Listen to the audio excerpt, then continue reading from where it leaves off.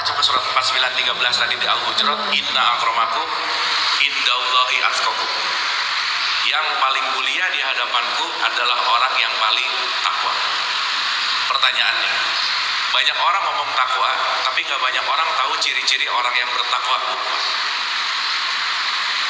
Takwa adalah kata-kata yang sering sekali diucapkan, tetapi jarang didefinisikan sebagai sebuah perilaku kira-kira. Maka saya ingin mengutip di Al-Imran 133, 135 gitu ya. Di situ ada satu statement yang sangat menarik tentang ketakwaan, di mana output dari ketakwaan itu adalah akhlak. Output dari ketakwaan itu adalah perilaku kita.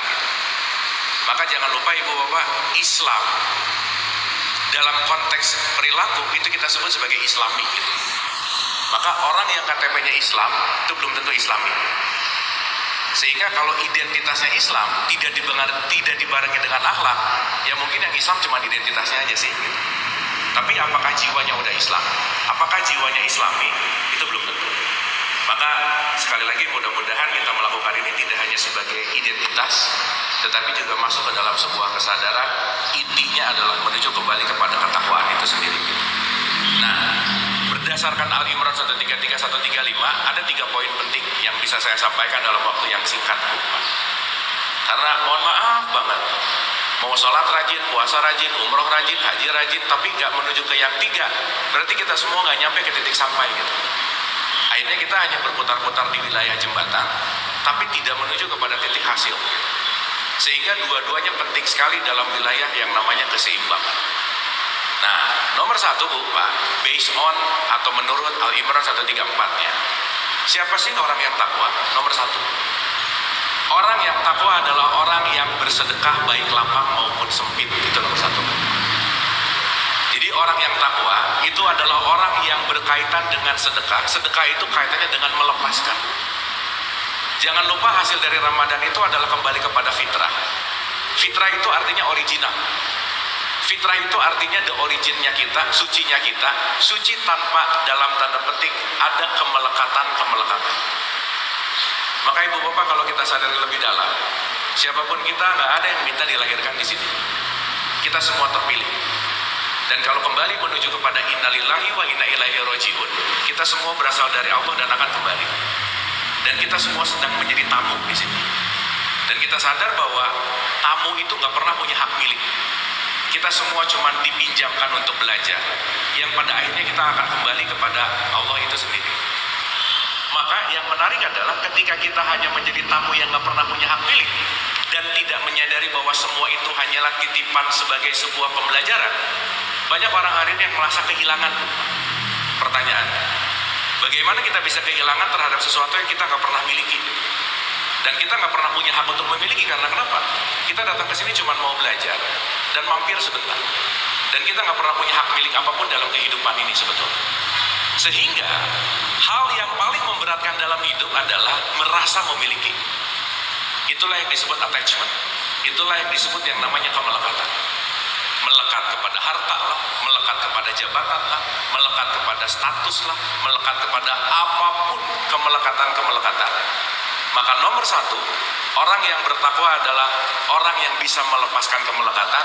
Salah satu output inti dan output aksi nyatanya adalah orang yang bersedekah baik lapang maupun sempit. Maka ibu bapak, yuk saya gampangin kalimat nomor 1 gini ibu bapak supaya simpel. Siapa sih orang takwa? Simpel, nomor 1, orang yang enggak pelit, udah gitu aja. Jadi sholat rajin tapi pelit, puasa rajin tapi pelit. Nah berarti kemelekatannya tinggi gitu kan. Dalam artian penting untuk kita memanage kemelekatan kita, untuk kita bisa dalam tanda petik melakukan yang namanya sedekah. Dan kita tahu bahwa sedekah kalau nggak punya uang ya pakai tenaga, nggak punya tenaga ya pakai waktu. Intinya adalah melepaskan kemelekatan. Itu nomor 1. Yang kedua,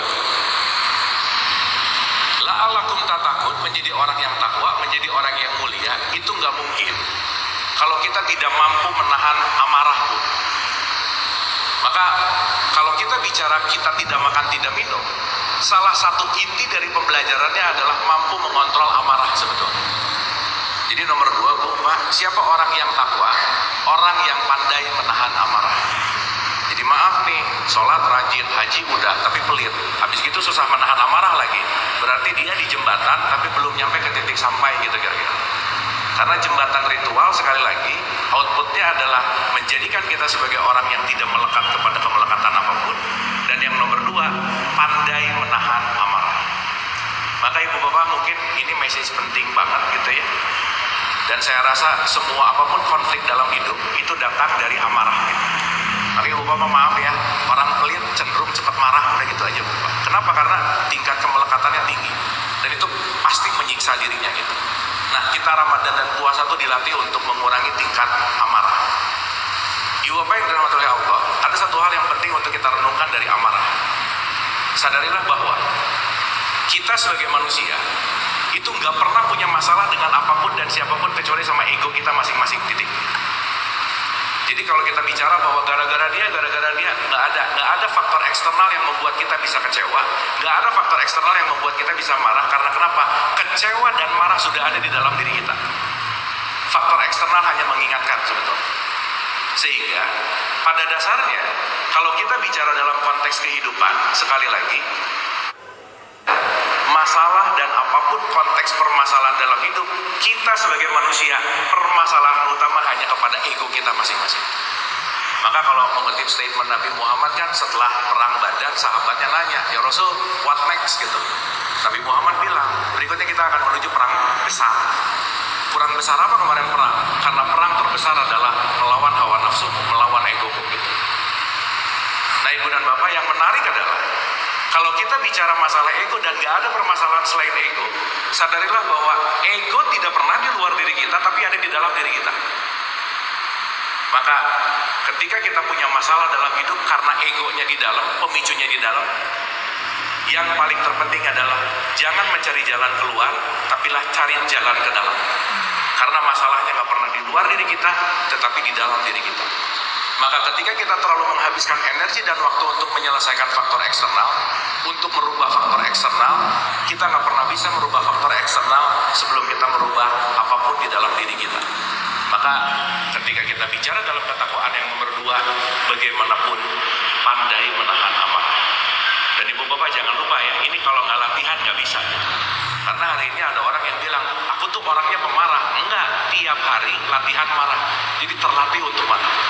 Aku tuh orangnya suka menilai orang. Enggak, tiap hari melatih menilai orang. Karena kenapa? Setiap apa yang kita latih akan menjadi diri kita. Maka kalau kita tidak merubah latihan sehari-hari kita, tidak merubah kebiasaan, maka kehidupan tidak akan berubah. Itulah fungsi Ramadan, merubah kebiasaan kita, belajar untuk melatih merubah kebiasaan. Dan yang terakhir, ibu bapak, sampai sini oke ibu bapak? Oke? Oke sampai sini? Oke ya. Ini diam-diam ini tuh paham apa puyeng bu? Paham ya? Oke ya. Dan yang nomor tiga, ini yang paling esensial saya rasa. Jadi kalau tadi udah pandai melepaskan, yang kedua bagaimana memanage ego, dan nomor tiga ini kalau kita nggak ahli di nomor tiga bu pak, hidup kita bakal berat aja. Karena beban hidup banyak gara-gara kita nggak lolos di nomor tiga. Apa itu nomor tiga? Pandai memaafkan kesalahan orang lain. Tidak bertakwa seseorang yang rajin ritual ketika dia tidak mampu memaafkan kesalahan siapapun. Karena kenapa? Salah satu puncak dari ketakwaan adalah bagaimana kita mampu melepaskan semua beban, mampu melepaskan semua belenggu yang kita tidak maafkan. Maka Ramadan itu komplit lupa. Sedekahnya ada, menahan amarahnya ada, lagi siam dan saum. Endingnya nanti kita saling memaafkan gitu. Tapi mudah-mudahan halal bihalal saling memaafkannya nggak basa-basi gitu ya Bu Pak. Nggak cuma ngomong dan ngasih kartu gitu. Tetapi poinnya adalah bagaimana benar-benar memaafkan. Karena memaafkan itu bukan merugikan orang lain, tetapi merugikan jiwa sendiri. Karena kenapa?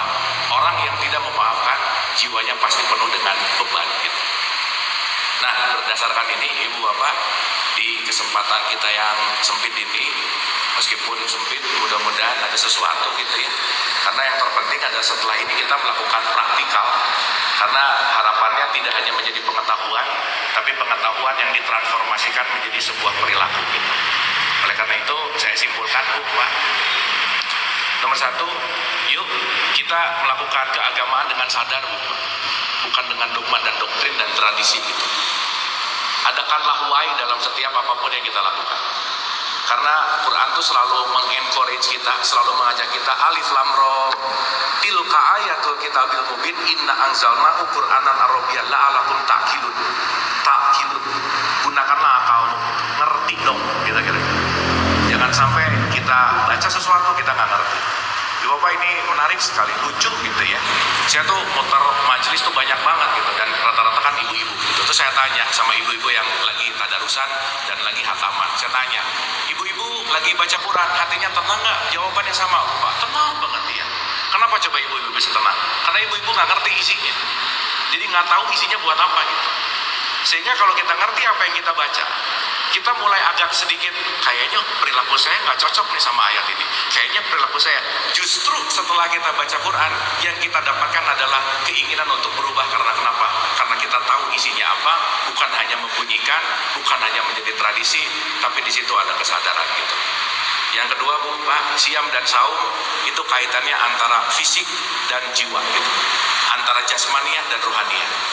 Ya saya rasa di usia-usia kita ini ya bukan hanya fisik aja gitu ya, tetapi yuk bahwa output dari hebatnya seseorang puasa itu bukan hanya nggak makan nggak minumnya, tapi juga mengontrol jiwanya tadi. Dengan apa?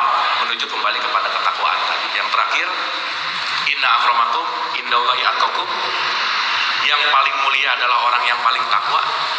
Nomor satu, Bu, Pak, yuk belajar berhenti jadi orang pelit, Bu, Pak. Itu nomor satu. Karena apapun yang kita lakukan tidak kita lepaskan itu pasti memberatkan gitu. Maka ada hukum yang namanya terima kasih. Kalau habis terima kasih, karena nanti ada hukum perputaran. Kalau kita nggak pernah ngasih, kita akan nggak dapat lagi perputaran berikutnya. Jadi kalau kita ingin lancar perputarannya, gunakanlah hukum terima kasih. Kalau habis terima, silahkan dikasihkan. Karena kenapa? Pasti ada hak yang harus dikeluarkan gitu. Yang kedua adalah bagaimana kita selalu pandai dan selalu latihan untuk kontrol amarah. Mohon disadari Ibu Bapak, kita nggak pernah punya musuh di luar. Musuh kita semua ego di dalam diri kita gitu. Dan yang paling penting, yuk jadilah orang-orang yang selalu latihan untuk bisa memaafkan siapapun. Karena puncak dari ketakwaan salah satunya adalah pandai memaafkan kesalahan orang lain.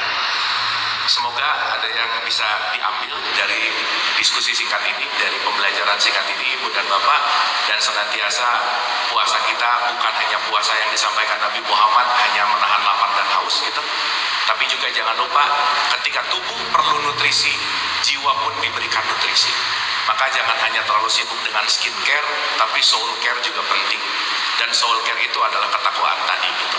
Nah senantiasa soul kita, jiwa kita penuh nutrisi di Ramadan ini, sehingga Ramadan kali ini membawa kita menuju kepada ketakwaan yang sejati. Al-Hadiniyah Al-Fatihah. A'udzubillahi minasyaitonir rajim. Bismillahirrahmanirrahim. Alhamdulillahirabbil alamin arrahmanir rahim maliki yaumiddin iyyaka na'budu wa iyyaka nasta'in ihdinas siratal mustaqim siratal ladzina an'amta 'alaihim ghairil maghdubi 'alaihim waladdallin amin. Allahumma rabbik firli wa liwalidayya warhamhuma kama rabbayani shaghira. Rabbana atina fid dunya hasanah wa fil akhirati hasanah wa qina adzabannar wa adkhilna jannata ma'al abrar ya aziz ya ghafar ya rabbal alamin. Subhana rabbika rabbil izzati amma yasifun wa salamun alal mursalin walhamdulillahi rabbil alamin. Amin amin ya Allah ya rabbal alamin. Ibu dan Bapak, terima kasih atas perhatiannya. Mohon maaf lahir dan batin kalau ada kata-kata yang salah tidak berkenan, semua datang dari kebodohan saya. Siapapun yang menyampaikan kebahagiaan baik, yang mendengarkan juga baik, tapi yang lebih baik adalah yang bersegera dalam berbuat kebaikan. Terima kasih, hatur nuhun. Wabillahi taufiq.